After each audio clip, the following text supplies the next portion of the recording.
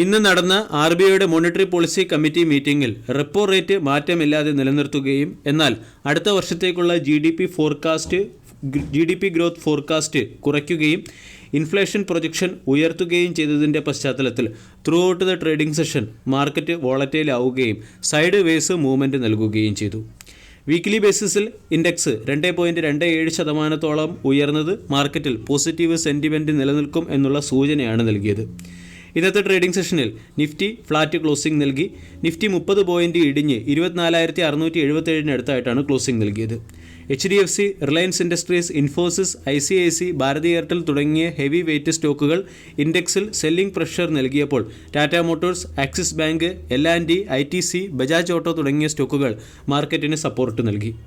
Mid cap index 0.36% ഉയർന്നും small cap index 0.6% ഉയർന്നും closing നൽകി. സെക്ടോറിയൽ ഇൻഡിസസിൽ 5 സെക്ടറുകൾ നെഗറ്റീവ് സൈഡിൽ ക്ലോസിംഗ് നൽകിയപ്പോൾ 16 സെക്ടറുകൾ പോസിറ്റീവ് സൈഡിൽ ക്ലോസിംഗ് നൽകുകയും മെറ്റൽ സെക്ടർ മികച്ച പെർഫോമൻസ് കാഴ്ചവെക്കുകയും ചെയ്തു. ഓവറോൾ മാർക്കറ്റിൻ്റെ ബ്രെഡ്ത്തും പോസിറ്റീവായിരുന്നു. 2401 സ്റ്റോക്കുകളിൽ ബൈയിങ് മൊമെൻറ്റവും 1586ഓളം സ്റ്റോക്കുകളിൽ സെല്ലിംഗ് പ്രഷറും പ്രകടമായിരുന്നു. അടുത്ത വർഷത്തേക്കുള്ള GDP ഗ്രോത്ത് ഫോർകാസ്റ്റ് 7.2% നിന്നും 6.6%ത്തിലേക്ക് കുറച്ചു എന്നുള്ളത് ഒരു പ്രധാന നെഗറ്റീവ് കൺസേൺ ആണെങ്കിലും മാർക്കറ്റിൽ ലിക്വിഡിറ്റി ഉറപ്പുവരുത്തുന്നതിന് വേണ്ടി CRR റേഷ്യോ 4.5 നിന്നും 4%ത്തിലേക്ക് നിജപ്പെടുത്തിയിട്ടുണ്ട്. ഇത് ബാങ്കുകളിൽ ലിക്വിഡിറ്റി ഉറപ്പുവരുത്തുന്നതിനും വരും സമയങ്ങളിൽ മാർക്കറ്റിൽ ലിക്വിഡിറ്റി ഉറപ്പുവരുത്തുന്നതിനും കാരണമായേക്കും. അതേസമയം സൗത്ത് കൊറിയൻ പ്രസിഡന്റ് ഇംപീച്ച്മെൻറ്റ് നേരിടുന്ന സാഹചര്യത്തിൽ ഏഷ്യൻ മാർക്കറ്റ് ഇന്ന് വീക്കായിരുന്നു. ഏഷ്യൻ മാർക്കറ്റിൽ സമ്മിശ്ര പ്രതികരണമാണ് കാണാൻ സാധിച്ചത്. ഡൊണാൾഡ് ട്രംപിൻ്റെ ക്യാബിനറ്റ് ഫോർമേഷനുമായി ബന്ധപ്പെട്ടും US ജോബ് ഡേറ്റ വരാനിരിക്കുന്നതുകൊണ്ട് അമേരിക്കൻ മാർക്കറ്റ് ഹോക്കിഷ് വ്യൂ വെച്ച് പുലർത്തിയിട്ടുണ്ട്. ഓവറോൾ ഗ്ലോബൽ മാർക്കറ്റിൽ നിന്നുള്ള ഇൻപുട്സ് പരിശോധിക്കുകയാണെങ്കിൽ ഗ്ലോബൽ മാർക്കറ്റിൽ മിക്സഡ് റെസ്പോൺസ് ആണ് കാണുന്നത്. 24,600 മുകളിൽ വീക്ക്ലി ബേസിസിൽ ഇന്ത്യൻ മാർക്കറ്റ് പോസിറ്റീവ് ക്ലോസിംഗ് നൽകിയത് സ്ട്രോങ് ബുള്ളിഷ് മൊമെൻറ്റത്തെ തന്നെയാണ് ഇൻഡിക്കേറ്റ് ചെയ്യുന്നത്. ഇവിടെ നിന്നും 25,000, 25,200 തുടങ്ങിയ ലെവലുകളിലേക്ക് മാർക്കറ്റ് ഉയർന്നേക്കാം.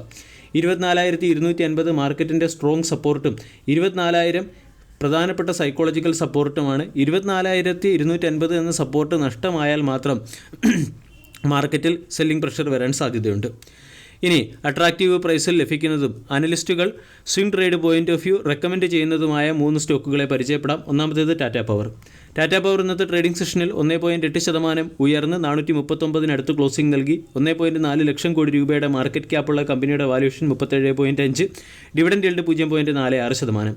സ്റ്റോക്കിൽ ഡിസിസീവ് ബ്രേക്കൗട്ട് വന്നതിൻ്റെ പശ്ചാത്തലത്തിൽ സ്റ്റോക്കിന് ബൈ എന്ന റേറ്റിംഗും 480-490 രൂപയുടെ ടാർഗറ്റുമാണ് അനലിസ്റ്റുകൾ നൽകിയിരിക്കുന്നത്. ഇവിടെ 415 രൂപയുടെ സ്റ്റോപ്പ് ലോസ് ആണ് മെയിൻറ്റെയിൻ ചെയ്യേണ്ടത്. സ്റ്റോക്കിൽ സ്ട്രോങ് ബൈയിങ് മൊമെൻറ്റത്തോടൊപ്പം ഉയർന്ന വോളിയവും കാണാൻ സാധിക്കും.